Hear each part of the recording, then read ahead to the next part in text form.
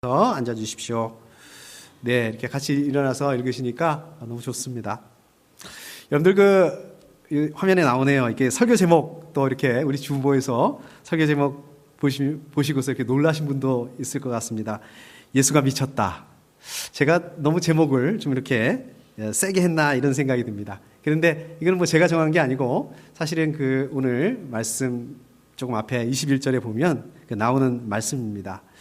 지난번에 우리 전사님이 퀴즈를 내신 적 있잖아요. 그날 설교 제목이 뭐냐 이거를 이제 퀴즈로 문제를 낸 적이 있는데 사실 저도 설교 제목이 생각이 나지 않더라고요. 제가 설교를 해놓고서도 설교 제목이 1시간 정도밖에 안 지났는데 기억이 나지 않더라고요. 그래서 이거 안 되겠다. 이거 설교 제목을 어떻게 하면 좀 설교 제목을 잊어버리지 않을 수 있을까? 이제 이거를 좀 생각을 하고 좀 고민을 하게 됐습니다. 그래서 우리 지지난주 마가복음 이제 설교 말씀 나누면서 이렇게 설교 제목을 이렇게 한번 적용을 한번 해봤습니다. 여러분들 혹시 기억나시나요? 우리 지지난주 마가복음 하면서 첫 설교 제목 마가복음 1장 설교 제목 기억나시나요? 마침내 드러난 하나님 나라. 요거는 N.T. 라이트 책을 제가 그대로 갖다가 제목을 썼다고 말씀드렸죠.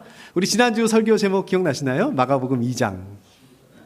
그렇습니다. 친구 따라 강남 가기. 여기서 강남은 서울에 있는 강남이 아니다. 제가 이렇게 말씀드렸습니다. 그리고 오늘 3장. 마가복음 3장. 예수가 미쳤다.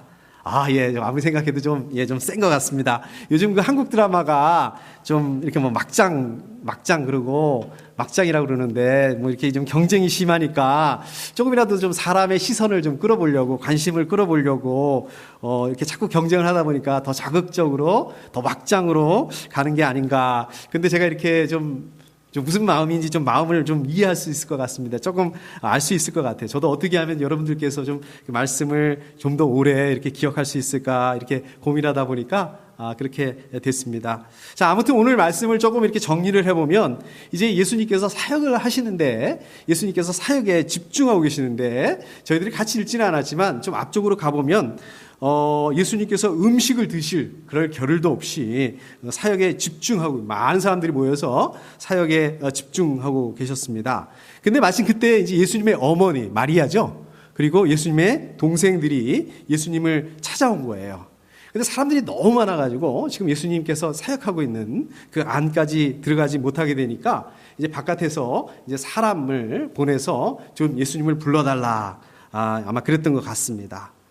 자, 그래서 이제 그 사람이 들어가서 예수님에게 이렇게 말합니다. 우리 같이 여러분들께서 읽으셨던 것처럼 32절에 보면 선생님의 어머니와 동생들과 누이들이 바깥에서 선생님을 찾고 있습니다. 이렇게 예수님에게 얘기를 합니다. 자, 그러니까 예수님께서 이렇게 대답하시죠. 누가 내 어머니며 내 형제들이냐? 오히려 반대로 이렇게 물어보세요. 그리고 거기에 있는 그 안에 있는 사람들을 향해서 이렇게 말씀하시죠. 보아라, 내 어머니와 내 형제들이다. 그러니까 지금 이 말씀, 이 부분을 보게 되면 지금 바깥에 와 있는 어머니, 마리아, 동생들, 이 사람은 더 이상 내 가족이 아니다. 그 사람들이 내 가족이 아니라 이 안에 있는, 나와 함께 있는 당신들이 진짜 내 어머니고 진짜 내 형제 자매들이다. 이렇게 말씀하고 있는 것처럼 오늘 말씀을 볼 수가 있습니다. 거기다가 마지막 절에 보니까 35절에 보니까 누구든지 하나님의 뜻을 행하는 사람이 곧 내 형제요 자매요 어머니다 이렇게 말씀을 마치고 있습니다. 자, 그렇기 때문에 이런 측면에서 오늘 말씀을 보면 그 예수님을 찾아온 어머니 또 동생들을 예수님께서 마치 지금 문전박대하는 것처럼 그렇게 보입니다. 예수님께서는 지금 어머니 또 동생 이러한 그 개인적인 이런 그 관계들보다 이 사역을 더 중요하게 생각하는 것처럼 이렇게 보입니다. 마치 오늘 말씀을 이렇게 문자 그대로 놓고 보게 되면 그 예수님의 어머니나 동생 이런 사람들은 예수님의 사역을 방해하고 예수님의 사역에 걸리적거리는 그런 것처럼 이렇게 보이기도 합니다. 근데 이런 부분이 오늘 말씀만 나타나 있는 게 아니에요. 다른 부분에 보면 예수님의 이런 부분들을 좀 많이 볼 수 있습니다. 예를 들어서 마태복음 8장 21절 말씀을 보게 되면 어떤 사람이 그래요. 아버지 장례를 치르고 오겠다. 아버지 장례를 치르고 예수님을 따르겠다 이렇게 얘기를 하고 있는데 그 사람한테 예수님께서 뭐라고 그러냐면 너는 나를 따라오너라. 죽은 사람의 장례는 죽은 사람들이 치르게 두어라. 이렇게 말씀하고 있습니다. 자, 이런 부분들을 보면 사역을 위해서 이런 모든 사적인 관계, 그런 사적인 부분 이런 것들은 희생해야 마땅하다. 이렇게 말씀하시는 것 같아요. 또 누가복음 18장 29절 30절을 보면 예수님께서 이렇게 말씀하세요. 제가 한번 읽어보겠습니다.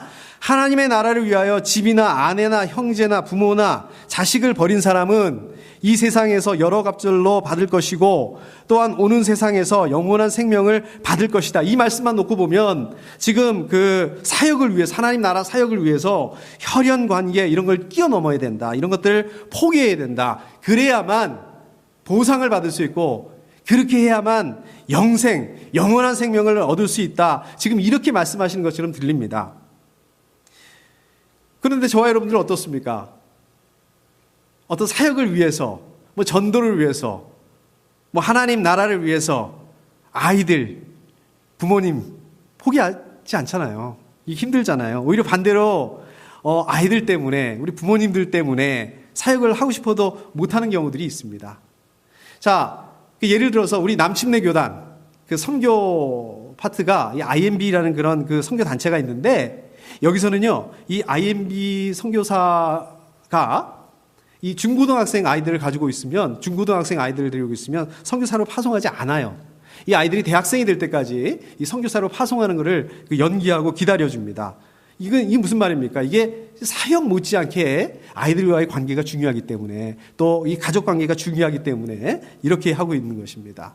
또 우리 그 디모데전서 5장 8절에 보면 이런 말씀이 나옵니다. 누구든지 자기 친척, 특히 가족을 돌아보지 않으면 그는 벌써 믿음을 저버린 사람이요 믿지 않는 사람보다 더 나쁜 사람입니다. 이렇게 말씀하고 있습니다. 자, 그러면 오늘 말씀에 나오는 이 예수님의 이 말씀, 이 태도, 그 다음에 이 디모데전서 5장하고는 완전히 반대되는 말씀 아니겠습니까? 자, 그렇다면 오늘 말씀은 예수님께서 사역을 위해서 혈연 관계를 뛰어넘어야 된다. 이 사역을 위해서, 하나님 나라 사역을 위해서 이런 그 사적인 관계, 이 사적인 부분들은 희생을 해야 된다. 지금 이 말씀을 하고 있는 건가요? 그거 맞죠? 아닌가요? 아니면은 지금 뭘 말씀하시기 위해서 예수님께서 이렇게 말씀하시고 있는 건가? 지금 뭘 말씀을 하시고 있는 건가? 우리 지난주 말씀 보신 것처럼 그 중풍병 환자를 예수님에게 지금 보여야 되는데 사람들이 너무 많이 몰려와 있어요. 도저히 정상적인 방법으로는 이 중풍병 환자를 예수님께 보여드릴 수가 없어요. 그러니까 어떻게 합니까? 막 지붕을 뚫고서 예수님에게 그 중풍병 환자를 내려줘요, 친구들이. 그런데 예수님께서 어떻게 합니까? 그거를 고쳐주세요. 그런데 오늘 말씀에 보면 지금 똑같은 상황이에요. 막 너무 사람들이 많아서 예수님에게 갈 수 없는 그런 상황임에도 불구하고 어머니 또 동생들이 찾아왔는데 냉정하게 돌려보냅니다. 아주. 그 이유는 뭘까? 예수님께서 왜 이렇게 하셨을까? 오늘 이 부분을 중심으로 해서 오늘 말씀을 한번 나눠보도록 하겠습니다. 자, 오늘 말씀을 통해서 저와 여러분들이 나눌 말씀은 제일 먼저 어떤 특별한 그 신앙의 경험 또 우리가 그 신앙적인 그 체험 이런 것들도 중요하지만 매일매일 삶 속에서 우리가 성령 충만함을 받아야 된다. 매일매일 삶 속에서 우리가 하나님을 인격적으로 만나고 하나님과 인격적인 교제를 가져야 되는 것이 중요하다. 이 말씀을 드리고 싶습니다. 오늘 말씀 그 31절에 보면 방금 전에도 말씀드린 것처럼 예수님께서 막 식사도 못하실 정도로 정신없이 그 많은 사람들을 위해서 사역을 하고 계십니다. 그런데 거기에 이제 예수님의 어머니, 동생들이 찾아오는 그런 장면이 나오죠. 자, 그러면 예수님의 어머니하고 동생들은 왜 찾아왔을까? 그 이유가 뭘까? 조금 앞쪽으로 가보면 그 이유가 나와요. 21절에 보니까 예수의 가족들이 예수가 미쳤다는 소문을 듣고서 그를 붙잡으러 나섰다. 이럽니다. 자, 그러니까 무슨 말이냐면 지금 소문이 난 거예요. 예수님이 미쳤다. 이런 소문이 난 거예요. 이 소문을 지금 예수님의 어머니하고 동생들도 들은 거예요. 그러니까 이 소문을 듣고서 미쳤다는 소문을 듣고서 이제 그 예수님을 설득하기 위해서 집으로 데려가기 위해서 온 겁니다. 자, 그러면 왜 이렇게 예수님께서 미쳤다는 소문이 돌게 됐을까? 이게 지금 단지 이 소문 정도로 끝났다면 지금 예수님의 어머니, 예수님의 동생들이 이렇게 예수님을 찾아 나서고 이렇게까지 할 필요가 있었을까? 예수님의 어머니, 예수님의 동생들이 이렇게 예수님을 찾아왔다는 것은 뭔가 좀 더 심각한 그런 이유가 있었기 때문에 그런 거는 아니었을까.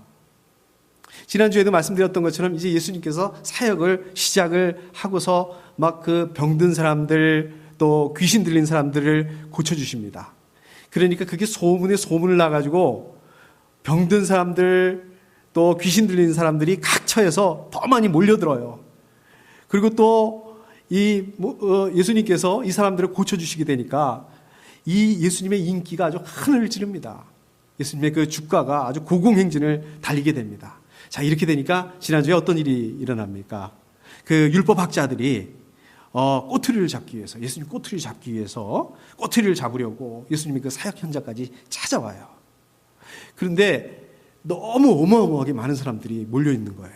자, 이거를 보고 이 도저히 생각만 하지 꼬투리를 잡을 수 없습니다. 시비를 걸 수 있는 그런 상황들이 아니에요.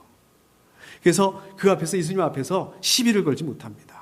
자, 그런데 그 이후에 보면 이제 예수님께서 그 세리 죄인들하고 식사를 하시는 그런 장면들이 나오고요.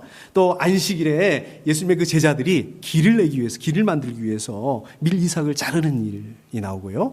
또 안식일에 예수님께서 병든 사람들을 고치는 일, 이렇게 안식일에 하면 안 되는 일, 이제 율법학자들의 입장에서 보게 되면 이제 이 일을 하는 걸 보고 이제 본격적으로 시비를 걸기 시작해요. 왜냐하면 이거는 율법에서 안식일에 이런 것들을 하면 안 된다 이렇게 명확하게 금지하고 있기 때문에 그 율법을 근거로 해서 이제 시비를 걸기 시작하는 겁니다. 자, 그래서 어떤 프레임으로 몰고 가냐면, 어떤 논리로 몰고 가냐면, 자, 봐라. 예수님은 이렇게 율법을 지키지 않는 사람이다. 율법하고 관계없는 그러한 일을 하는 사람이다. 하나님과 관계없이 그렇게 하는 사람이다. 이런 프레임을 씌우게 되는 거예요. 그러면 아픈 사람은 어떻게 낫게 하는 거지? 귀신 들린 사람은 어떻게 귀신을 쫓아내고 귀신을 치료하는 거지? 어떻게 설명하고 있습니다. 그 부분에 대해서 그거는 하나님의 힘으로 그렇게 하는 게 아니라 그 바알세불이라는 그 귀신의 힘을 통해서 그렇게 하는 거다. 예수님이 바알세불이 들렸다. 바알세불의 힘을 빌려서 귀신을 쫓아내고 병을 고치는 거다. 이제 이렇게 소문을 냅니다. 근데 이게 지금 루머다. 그냥 근거 없는 소문이다. 라고 얘기하기에는 조금 시리어스합니다. 왜냐하면 이 소문을 누가 내냐면 그냥 저 같은 사람이 내면은 그냥 그런가 보다, 소문인가 보다, 루머인가 보다, 워낙 인기가 높으니까 이럴 텐데 이걸 누가 얘기하냐면은 율법학자들을 통해서. 율법학자들이 어떤 사람들입니까? 평생 율법을 연구한 사람들이에요. 율법을 위해서 평생 살아온 사람들입니다. 그것도 일반 율법학자가 아니라 예루살렘에서 온 그 율법학자들을 통해서 이런 소문을 내는 겁니다. 자, 그러니까 이 소문을 들은 예수님의 어머니, 동생, 어떻겠습니까? 또 제자, 예수님의 그 제자들, 이제 예수님의 제자가 되기로 하고 예수님을 따르기로 하고 자기 그냥 그 생업도 포기하고 따라 나선 이 사람들은 어떻게 됐겠습니까? 한두 번 처음 들었을 때는 그냥 루머인가 보다, 소문인가 보다 그러다가 이것들을 계속 듣게 되면 어떻게 되겠어요? 야, 이거 줄을 잘못 쓴 게 아니야? 내가 이거 이단에 빠져든 건데 잘못 생각했던 거야. 뭔가 지금 내가 쉬었던 게 아니야? 이런 생각을 왜 안 하겠습니까? 야, 이게 아무래도 예루살렘에서 온 율법학자들이 하는 말인데 그 말이 맞지 않겠어? 왜 이런 생각을 안 하겠습니까? 근데 여러분들 한번 생각을 해 보십시오. 다른 사람들이야 다 그렇다고 그럴 수 있죠. 예수님의 동생들이라든지, 예수님의 제자들이라든지, 예수님에 대해서 잘 모르니까 그럴 수 있다고 생각을 해 보십시오. 근데 예수님의 어머니는 어떤 사람입니까? 예수님의 어머니는 어떤 일이 있었습니까? 예수님을 어떻게 갖게 됐어요? 성령으로 잉태해서 직접 예수님을 낳은 사람, 이 사람이 예수님의 어머니 마리아 아니겠습니까? 누가복음 1장 38절에 보면 천사가 마리아한테 오잖아요. 마리아한테 와가지고 네가 성령으로 잉태할 거다 이렇게 얘기하니까 그 마리아가 뭐라고 그래요? 믿음으로, 내가 이해는 못하겠지만 이렇게 얘기를 합니다. 보십시오, 나는 주님의 여종입니다. 당신의 말씀대로 나에게 이루어지기를 바랍니다. 이렇게 믿음으로 얘기했던 사람이에요. 다른 사람이야 다 그렇다 치고 이렇게 명확하게 확실하게 경험을 가지고 있는, 그 예수님을 낳았던 경험을 가지고 있던 사람이 아니 소문 하나에 어떻게 이렇게 흔들릴 수 있을까? 어떻게 의심할 수 있을까? 여러분들 한번 생각해 보십시오. 저도 큰애를 낳은 지 20년이 넘었지만은 그 첫애 낳았을 때 꿨던 꿈, 그때 무슨 일이 있었는지 이거 아주 생생하게 기억을 하잖아요. 그럼 마리아도 마찬가지 아니겠습니까? 그런 특별한 경험을 해놓고 어떻게 이렇게 까맣게 잊어버릴 수 있을까? 제가 지난주 중에 집사님을 만나서 이렇게 교제를 나눴습니다. 집사님이 뉴욕에서 오신 분인데 뉴욕에 있던 교회가 작은 교회가 아니었던 것 같아요. 한 500명 정도 모이는 그런 교회인 것 같아요. 근데 그 교회 목사님께서 예수님께서 언제 오신다라고 이렇게 얘기를 했다는 거예요. 근데 우리 집사님이 성경을 아무리 읽어봐도 우리 마태복음 24장에 보면 그런 말씀이 나오잖아요. 그 날과 그 때, 그 시각은 아무도 모르고 천사도 모르고 아들도 모르고 하늘에 계신 아버지만 아신다 이렇게 말씀하지 않습니까? 근데 이게 좀 이해가 안 간 이 집사님이 목사님이 이렇게 얘기하는 부분에서 좀 이해가 안 간다. 아니 목사님이 하나님도 아니고 어떻게 그걸 아실 수 있을까? 근데 오히려 그 목사님께서 야단치시는 거예요. 성경 공부를 잘못해서 성경을 잘못 읽어서 성경 읽지 말아야 된다 이렇게 얘기를 했다는 거예요. 잘못됐죠. 목사님 잘못 물론 뭐 이렇게 앞뒤 정황이 있을지는 어떨지는 모르겠지만 잘못된 말이죠. 이게 틀린 말이죠. 그런데요, 이 집사님이 이 말을 하도 들으니까 거기 그 교회에 그 500명 정도 되는 그 성도들이 다 같이 그렇게 얘기를 하니까 이게 나중에 막 헷갈리다는 거예요. 내가 틀렸나? 내가 잘못 알고 있나? 이렇게 됐다는 거예요. 제가 한국에 있을 때 제가 직장 생활을 했습니다. 이제 그때는요, 이 토요일에도 근무를 할 때라서 뭐 지금처럼 이렇게 토요일이 아니라 이 주일날 골프를 치러 가는 경우들이 많았어요. 그게 유행이었습니다. 제 직장 상사도 그렇게 했고 또 제 직장 동료들도 그렇게 했고 또 저한테도 같이 골프를 치러 가자고 이렇게 얘기를 했습니다. 근데 저는 이제 교회 가야 되니까 주일날 교회 가서 예배 드리고 또 교회를 섬겨야 되고 골프를 칠 수 없잖아요. 물론 뭐 주일날 골프를 칠 수 있습니다. 그게 뭐 잘못된 건 아닙니다. 근데 이것도 뭐 하루 이틀이지 그냥 매주 이거는 좀 안 되잖아요. 어렵잖아요. 교회를 선택을 하든지 아니면 주일날 교회를 선택하든지 아니면 골프장을 선택을 해야 되든지 저한테 그러한 그 선택의 기로가 왔습니다. 그래서 제가 그 신앙으로서 제 양심으로서 교회를 제가 선택을 했습니다. 주일날 예배를 드리고 교회를 섬기는 게 맞다 이렇게 생각을 하고 그렇게 저는 교회를 섬겼습니다. 근데 막 그냥 틈만 나면 사람들이 그냥만 앉기만 하면 모이기만 하면 골프 얘기를 하는 거예요. 골프 얘기를 하고 또 골프 얘기를 하고 골프 얘기를 하고 그런데 이게 어느 날은 혼자서 이렇게 앉아서 듣고 있는데 내가 틀렸나? 저 사람들이 맞는 건가? 내가 지금 뭔가 지금 착각하고 있는 거지? 뭐가 지금 잘못된 거지? 이런 생각이 나중에는 들게 되더라고요. 기왕에 제가 그 한국에서 직장 생활했던 그 말씀이 나와서 말씀을 좀 더 나누자면 제가 그 한국에 있을 때 중견그룹에 다녔습니다. 한 32쯤 되는, 왜 30등을 얘기를 하냐면 32보다 더 큰 회사들은 이제 대기업이라고 얘기하고 그 이하는 이제 중견기업이라고 이렇게 얘기를 하는데 제가 이렇게 중견그룹에 기획조정실이라는 곳에서 근무를 했습니다. 그때가 90년대 말이니까 한 20년 전쯤, 그러니까 그때 IMF 때였었어요. 이 IMF 때 그 경기가 얼마나 어려웠는지, 경제가 얼마나 어려웠는지, 이 돈이 얼마나 안 돌았는지 정부에서 아주 특별 그 정책을 한 적이 있었습니다. 그러니까 그 회사들이 가지고 있으면서 놀리는 그런 땅들이 있어요. 이제 그거를 그 정부에서 사주겠다고 그런 거예요. 그러니까 예를 들자면 이거예요. 그러니까 그 아파트 같은 거를 이제 그 건설회사가 있으면 아파트를 짓고 나면은 그 짜투리 땅이 있잖아요. 이거는 쓸 데가 없습니다. 어디다 그 팔 수도 없고 그걸 누가 사겠어요. 그러니까 이제 그 회사들이 이렇게 가지고 있는 것들이 있는데 이제 그런 것들을 사주겠다는 거예요. 근데 조건이 있어요.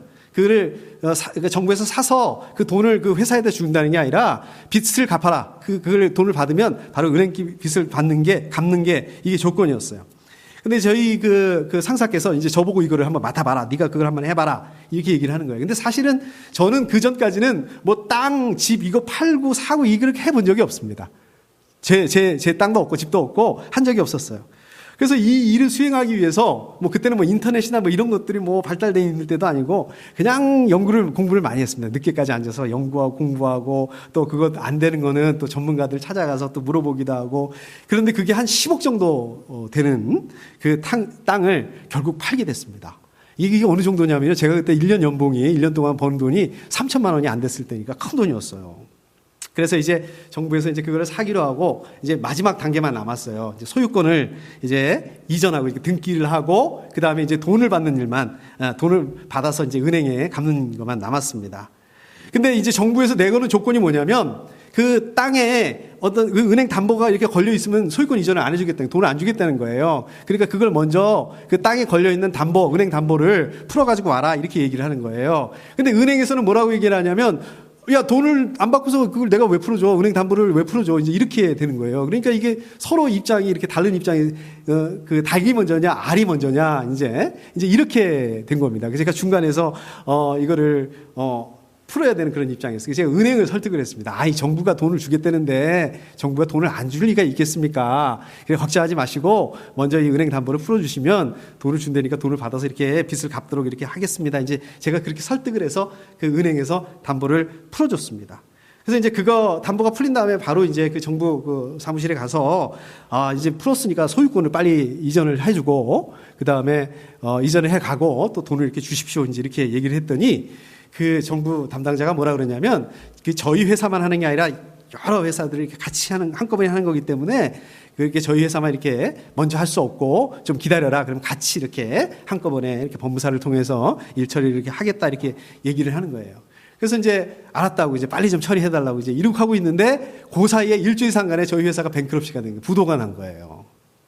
이 부도가 나니까 어떻게 되냐면 저희 회사한테 그 돈 받을 게 있는 사람들 있잖아요. 뭐 하청업자들이 가만히 있나요? 돈 달라고 하든지 아니면 압류를 걸든지 이렇게 하는데 이 땅에다가 압류를 싹 걸어버린 거예요. 그러니까 은행 입장에서는 어떻게 되냐면은 그 정부 입장에서 어떻게 되냐면 이거 압류 걸렸어. 이거 돈 못 주겠네. 이제 소유권 이전을 하려고 그랬는데 이거 압류 걸렸네. 이거 돈 못 주겠네. 이거 압류를 풀어오쇼. 그래야지 저기 돈을 줄 테니까. 이렇게 되고 또 은행 입장에서는 어떻게 되냐면 돈도 못 받고 그냥 은행 자기들 가지고 있는 담보만 풀어준 이게 된 겁니다. 아주 곤란하게 된 거예요. 은행에서도. 그러니까 은행 담당자가 저한테 매일마다 전화를 거는 거예요. 나를 믿고, 그러니까 저를 믿고 그 담보를 먼저 풀어줬는데 어떻게 된 거냐 지금 돈도 안 주고 나는 지금 목 날라가게 생겼다 이렇게 마냥 맨날 그냥 아침마다 전화를 해서 제가 얼마나 괴로웠는지 모르겠습니다. 제가 할 수 있는 게 없더라고요. 또 저한테만 그런 게 아니라 이제 저희 그 상사한테도 전화를 하고 은행에서 또 그 은행하고 관계 있는 그런 작은 부서에도 전화를 하고 그러니까 이제 그 작은 부서에 있는 그 임원께서 그 연세가 지극하신 임원께서 저를 불러가지고 하루는 저를 불러서 이 자네가 젊어서 그런가 본데 이럴 때는 이거를 일 처리를 이렇게 하면 안 되고 뇌물을 써야 되는 거야. 뇌물을 써서라도 일 처리를 빨리 할 수 있게 한번 해보라고 이제 저한테 이렇게 얘기를 하는 거예요. 제가 아무리 생각을 해도 이건 신앙 양심상 제가 그럴 수가 없었습니다. 뇌물을 쓸 수가 없었어요. 근데 이걸 뇌물을 안 쓰고 그대로 처리를 하려고 뭐 여기저기 뛰어다니고 이렇게 하다 보니까 이게 일이 얼마나 더디든지 한 달이 지나고 두 달이 지나고 제가 시작은 그렇게 했습니다. 근데 이게 일이 안 풀리니까 나중에는 야, 이거 맞나? 그분 말이 맞는 거 아닌가? 내가 틀린 거 아닌가? 그렇게라도 해야 되는 거 아닌가? 이렇게 막 고민이 되더라고요. 여러분들 지금 마리아가 이러고 있는 거예요. 예수님 어머니가 이러고 있는 거예요. 마리아가 예수님을 성령으로 잉태했어요. 특별한 경험을 했습니다. 특별한 체험을 했습니다. 천사를 만나고 그 천사에게 믿음을 대답하기도 했습니다. 그런데 그 특별한 체험이 마리아의 그 마리아가 평생도록 세워줄 수 있게 할 수 없다는 것입니다. 그 특별한 체험이 마리아를 평생도록 흔들리지 않는 그렇게 할 수 있는 게 아니라는 거예요. 그러한 그 근원적인 힘을 주지 못한다는 거예요. 어떤 분들 만나서 얘기를 들어보면 특별한 경험을 한 적이 많습니다. 아주 그 신앙생활을 열심히 한 적도 많습니다. 그런데 문제는 지금이에요. 지금은 어떠냐? 지금은 신앙생활을 안 한다는 거예요. 또 어떤 집사님들 보면 아주 특별한 경험을 가지고 있는 경우들이 많이 있습니다. 그런데 지금 그렇지가 않아요. 지금 마지못해서 겨우겨우 주일날 교회 나오는 거 이 정도? 이게 뭐예요? 여러분들 마찬가지로 저 여러분들이 옛날에 그러니까 과거에 신앙 경험을 가지고 그게 가지고 있다고 한 그러한 그 특별한 경험을 가지고 있다. 과거에 내가 열심히 믿었다 한다 하더라도 그게 지금의 문제, 지금 여러분들을 버텨낼 수 있게 해줄 수 없다는 것입니다. 과거의 경험, 과거의 우리의 그 믿음이 지금을 이겨낼 수 없다는 거예요. 지금 이겨낼 수 있게 하는 것은 매일매일 성령 충만함을 가지고 우리가 기도해야지만 가능할 수 있다는 것입니다. 매일매일 하나님의 말씀, 성경 말씀을 통해서 하나님을 인격적으로 만나고 하나님과 교제하는 이 삶을 통해서 우리가 흔들리지 않을 수 있다는 거예요. 그래야만 이겨낼 수 있다는 것입니다. 자, 그런가 하면 오늘 말씀을 통해서 저희가 함께 나눌 말씀은 이 믿음의 삶을 감당하기 위해서는 믿음의 가족 공동체가 필요하다는 거예요. 여러분들 서로가 다른 분들한테 믿음의 가족이 되어줘야 된다는 거예요. 다시 오늘 말씀으로 돌아가서 33절을 보면 예수님께서 이렇게 말씀하시죠. 누가 내 어머니이며 내 형제들이냐. 자, 이 말씀을 듣기에 따라서는 아까도 말씀드린 것처럼 예수님께서 저 사람들은 더 이상 내 형제 자매가 아니다. 내 어머니가 아니다. 마치 예수님께서 그 혈연 관계를 부인하는 것처럼 이렇게 생각할 수가 있습니다. 저는 옛날에는 그렇게 보이더라고요, 이게. 그런데 자, 이렇잖아요. 우리가 어떤 경우에 막 어마어마한 인기를 누리게 돼요.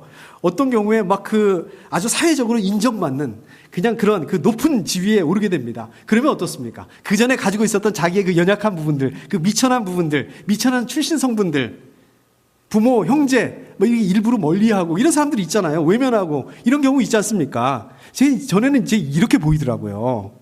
근데 여기서 지금 예수님께서 말씀하시는 의도는 그런 어머니, 동생들, 가족 관계를 부인하는 게 아니라, 만약에 부인하려고 그랬으면 그 어머니, 그 동생들 정말 자기가 미쳤다고 이렇게 찾아오고 자기를 잡으러 왔다고 이렇게 생각을 했다면 저 사람들은 더 이상 내 가족이 아니다. 이렇게 단호하게 말씀하셨겠죠. 근데 그렇게 말씀하지 않습니다. 근데 지금 예수님께서는 어떤 중입니까? 사람들에게 가르치시고 있는 중이었어요. 말씀하시고 있는 중이셨어요. 근데 그 예수님의 어머니, 동생들이 왔다는 그 소식을 듣고서 사람들이 어떻겠습니까? 예수님 어떻게 하나 보자? 반응을 이렇게 기다리고 있었죠? 그 사람들에게 가르침을 주시기 위해서. 진정한 의미의 가족이 무엇인가? 뭡니까? 진정한 의미의 가족이 뭐라는 말씀입니까? 혈연 관계를 넘어서서 하나님 아버지를 섬기는 사람들, 하나님의 말씀에 순종하는 사람들, 이게 영적인 가족이다. 이걸 말씀하시기 위해서 이렇게 말씀하셨던 것입니다. 그래서 34절에 보니까 이렇게 말씀하시잖아요. 보아라, 내 어머니와 내 형제 자매들이다.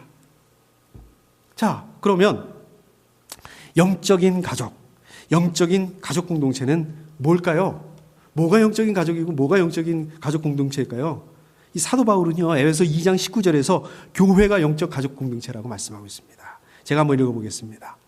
이제부터 여러분은 외국 사람이나 나그네가 아니요 성도들과 함께 시민이며 하나님의 가족입니다. 디모데전서 3장 15절에 보면 이 가족은 살아계신 하나님의 교회요 진리의 기둥과 터입니다. 이렇게 말씀하고 있습니다. 그러니까 믿음의 가족 공동체는 기본적으로 교회, 기본적으로 예수 그리스도께 속한 사람들이어야 된다라고 말씀하고 있는 거예요. 우리가 믿음의 가족 공동체를 사람의 몸으로 비유를 하자면 예수님께서 머리가 되시는 거예요. 그리고 우리 각자는 어떻습니까? 예수님의 그 지체가 되는 것입니다. 그러니까 어떻습니까? 다 똑같지가 않아요. 다 다를 수가 있어요. 다 다르게 생각할 수 있습니다. 그냥 아주 다양한 그런 삶을 감당할 수 있어요. 다 다른 기능, 다 다른 그런 펑션을 가지고 있을 수 있습니다. 우리가 같은 뭐라 그럴까요? 믿음의 가족이라 한다 할지라도 같은 곳에서만 있는 게 아니라 오히려 다양한 그런 삶을 다양한 위치에서 다양한 우리의 그 삶의 현장에서 살아가야 돼요. 근데 같아야 되는 게 하나 있습니다. 그게 뭔지 아세요? 삶의 목표, 사명. 삶의 목표가 뭡니까? 여러분들 왜 사세요? 여러분들 그 삶의 목표가 뭡니까? 자기 자신의 영광을 위해서가 아니라 하나님의 영광을 위해서 살아야 된다. 이게 목표가 돼야 된다는 거예요. 이게 사명이 돼야 된다는 것입니다. 근데 이거는 겉으로 드러나 있는 부분들을 얘기하는 게 아니에요. 말씀드리는 게 아니에요. 예를 들어서 우리가 아무리 하나님의 사역을 열심히 해요. 우리가 아무리 신학교 가서 신학 공부를 열심히 해요. 근데 잘 생각해 보세요. 이게 하나님을 위한 건지, 이게 하나님을 빙자한 나를 위한 건지, 내 영광을 위한 건지. 근데 반대로 여러분들 우리 집사님들처럼 직업을 가지시고 세상에 속한 일을 한다고 한다 하더라도 그 목적이 내 영광이 아니라 내가 잘 먹고 잘 살 하나님의 영광을 위해서 추구한다면, 근데 여러분들 어떠세요? 이게 쉽습니까? 아니에요. 제가 이렇게 얘기를 하지만 저도 물론 99.9% 하나님 위해서, 하나님 영광을 위해서 하지만 0.1%, 0. 몇 프로 제 안에 이 본능적으로 이걸 가지고 있단 말이에요. 안 됩니다, 이게. 혼자서 하면 안 됩니다. 아까 말씀드렸던 것처럼 혼자서 하게 되면, 야, 이게 진짜 맞는 거야? 내가 지금 뭔가 착각하고 있는 거 아니야? 이렇게 될 수 있다는 거예요. 그러니까 이거를 우리 영적 가족들이 함께 기도해야 되고 함께 감당할 수 있도록 서로 격려해야 된다는 것입니다.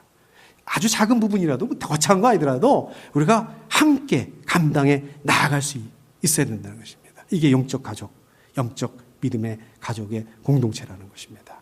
영적인 파워가 있는 영적 가족 공동체를 만들어 나가야 된다는 거예요. 자, 마지막으로 오늘 말씀을 통해서 한 가지만 더 나눠보도록 하겠습니다. 저 여러분들은 하나님의 뜻을 행하는 사람이 되어야 된다는 것이에요.